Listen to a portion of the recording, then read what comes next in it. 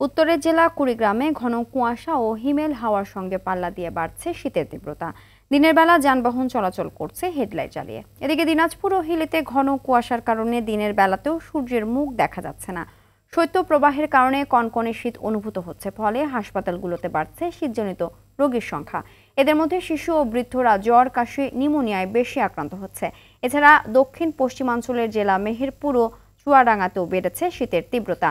সকালে এ দু জেলায় তাপমাত্রা রেকর্ড হয়েছে 10.6 ডিগ্রি সেলসিয়াস। মধ্য মাঘের হাড় কাঁপানো শীতে জুবুথুবু হয়ে পড়েছে কৃষি জেলা হিসেবে পরিচিত এখানকার সাধারণ মানুষ। তীব্র শীতের কারণে শাকসবজি সহ বিভিন্ন ফসলের ক্ষতি হচ্ছে। গাইবান্ধায় শীতের তীব্রতা বাড়ায় বিপাকে পড়েছে যমুনা, তিস্তা, ব্রহ্মপুত্র নদীর চরাঞ্চলের মানুষ। এখানে বোরো আবাদ ব্যাহত হওয়ার পাশাপাশি সরিষার আশাতীত ফলন নিয়ে শঙ্কিত কৃষক।